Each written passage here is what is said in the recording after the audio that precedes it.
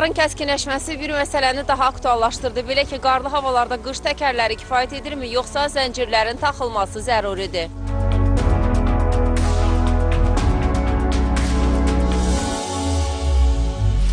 Qarlı havalarda təkərlərə taxılan zəncirlər müxtəlif növlərdə olur. Onlardan biri də elə hal-hazırda məndədir. İndi isə təkərə taxmağı sınayacaq. Deyəsən, ustanın köməyinə ehtiyacım olacaq. Bu 4 təkərin 4-ünə də taxılmalıdır, yoxsa ikisinə taxılsa kifayətli?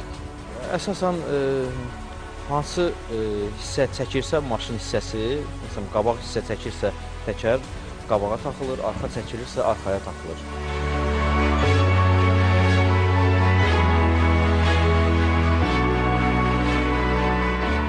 Ancaq mütəxəssislər zəncirlərin asfalta zərər verəcəyini bildirirlər. Elə bu səbəbdən də təkərlər üçün satışda olan ən aktual məhsul xüsusi sıxaclardır.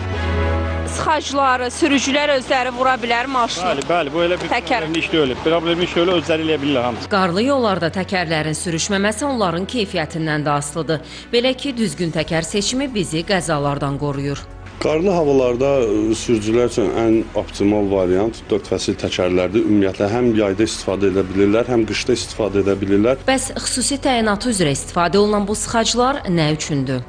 Keyfiyyətlidir, sürüşmənin qarşısını alır, amma ki, asfalt səthini zədələyir, yol boyalarını pozur, avtomobilin askı sisteminə çox ziyan vurur, sürücü xərcə düşür. 3-4 günlük qar üçün bu kifayət edir. Ehtiyatlı sürərsə, sürücü özü təcrübəli olarsa, bunlarla kifayət edir ona. İynəli təkərlər də bu mövsüm üçündür, lakin bu təkərlərə son zamanlar tələbat azalıb. Mütəxəssislər deyirlər ki, sürət həddi çox olduqda sözü gedən təkərlərin dəmir hissəcikləri sürətli yolda digər maşınların şüşəsinə sıçraya bilər. Bu da müəyyən təhlükələrə yol açır.